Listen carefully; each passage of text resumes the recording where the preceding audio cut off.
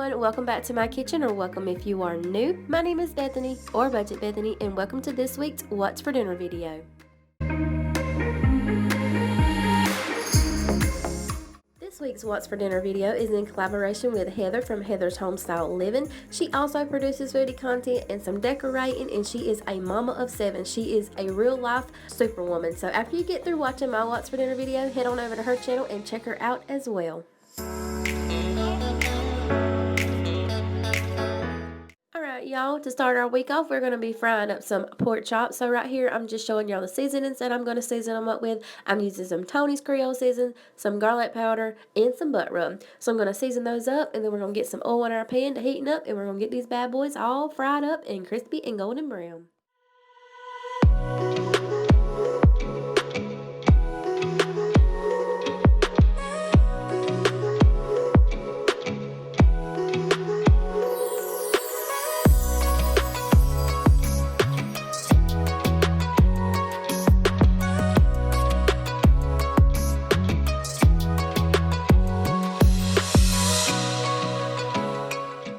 So for our sides to go with our fried pork chops, we're going to be making some rice and tomatoes, and I've got 2 cups of white rice and a can of diced tomatoes, 1 can of green beans, and some of the Pillsbury Grins buttermilk biscuits.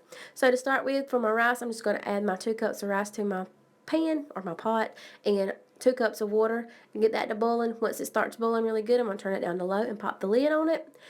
And then for my pork chops, I'm just flouring them in all-purpose flour and popping them into the hot grease and getting them all fried up and crispy and golden brown.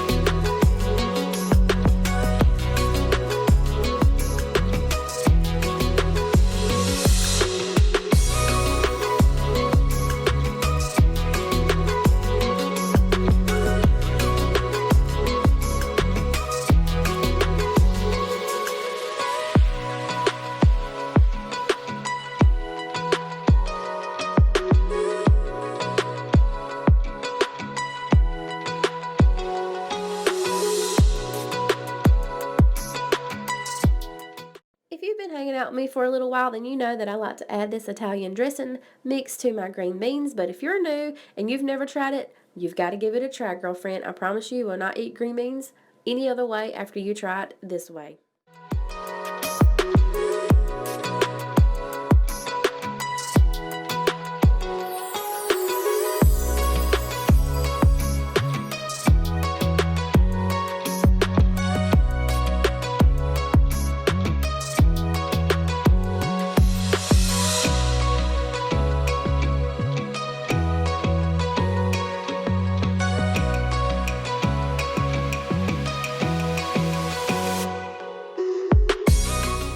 So for the rice and maters, once your rice gets good and soft, you'll just dump in your can of maters, mix that up really well. I like to pop the lid back on it, let it simmer on low for about 10 minutes just to get all the flavors mixed together.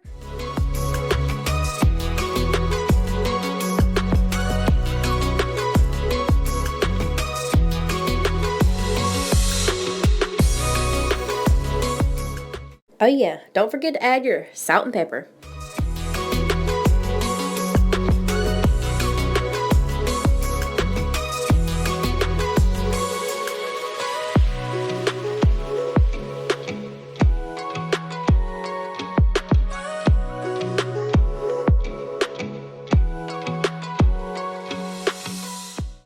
Here she is all plated up, y'all. Got my rice and tomatoes, my green beans, my good old fried pork chop, and my biscuit on the side. It does not get any better than this.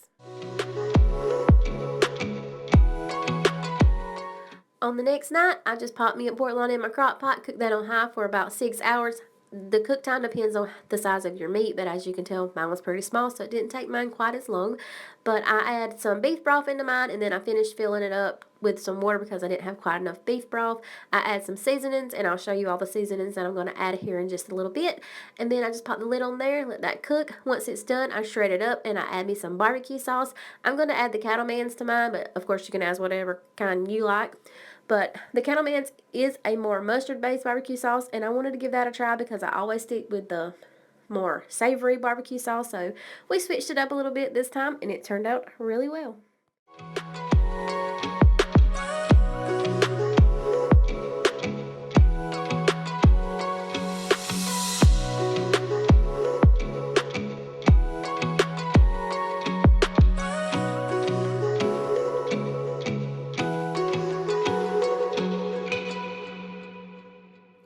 And here's how my barbecue looked once it was all mixed up and done. And then here's my plate. I just had some Cheetos on the side and a pickle. And that was dinner on this night, y'all.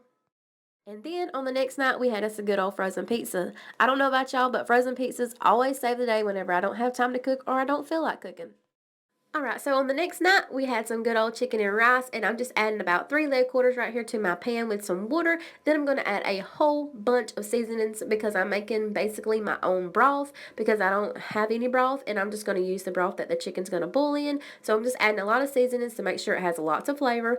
And then once it's done, I'm going to take the chicken out and take the skin off and shred it off the bones.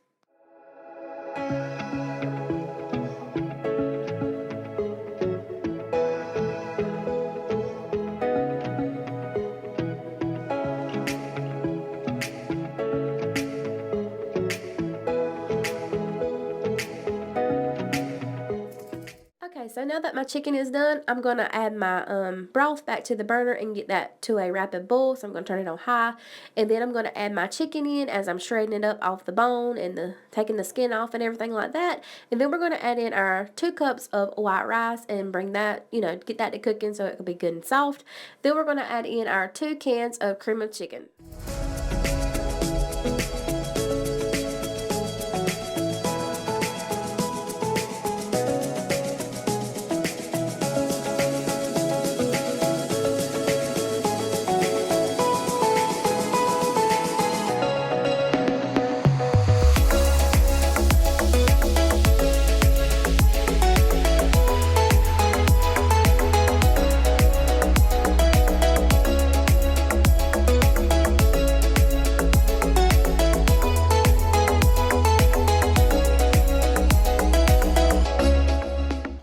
So basically at this point, you're just waiting for your rice to get done. Once your rice is done, it'll be ready to serve up.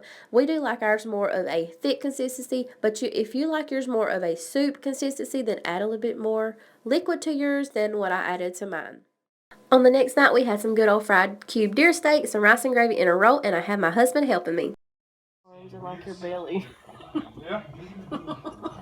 Okay, so if you've been here with me for a little while, then you know that my husband is a hunter and he goes hunting pretty much every weekend. So he just got a fresh kill and he wanted to fry up some cube deer steak. So I was like, sure, but he wanted to fry it himself. So I was like, whatever, get in there and get it cooking. But I've got to film you.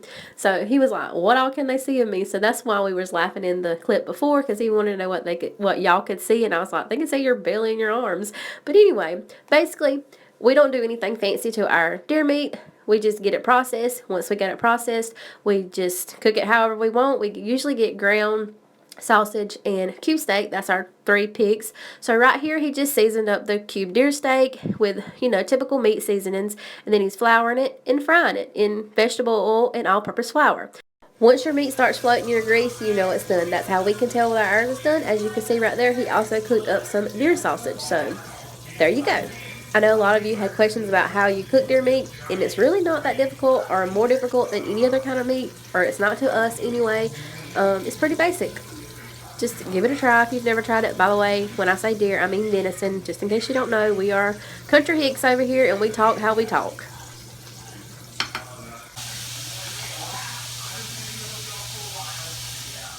And for us, we always like some kind of biscuit or roll to dip with our gravy, just to sop all that gravy up with our rice. So we're making these brown and serve rolls right here. And right here, I'm getting ready to make my gravy. And I'm making it kind of like a semi-homemade gravy. So I've got some grease in the bottom of my pan that's heated up really well. And I added a spoonful of flour. And I'm going to get that all browned up. And then I'm going to add in a cup of water. And then I also add in 2 packets of brown gravy mix. That just gives it a little bit more flavor, so it doesn't taste so floury, because I found whenever I make gravy, I can never get the floury taste out of it. I don't know. Maybe y'all can tell me what I'm doing wrong, but I've been making gravy since I could cook. My grandma taught me how to make this gravy, so this is the way I've been doing it. But I kind of improvised a little bit and added the 2 packets of brown gravy into mine. She didn't do that, of course, but You know, modern times call for modern solutions. So I'm just going to crack in some black ground pepper, and then this is how my plate looked once it was all done. We want to cover our meat with gravy and our rice with gravy. That's how we like it. We use our roll to sop up all that gravy, and it's some good old eating, y'all.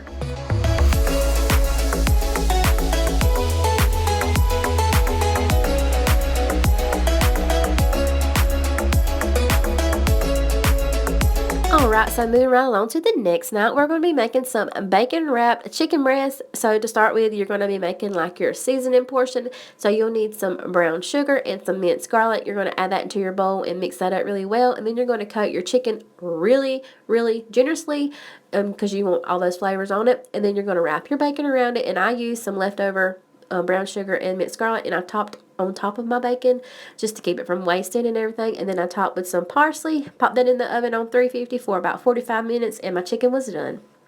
I also added my own touches and I added my own seasonings, but of course the recipe that I found on Pinterest didn't say to do that, but I'm making it my own, and you can do it as well because it is your kitchen, so you make it and cook your food however you like it.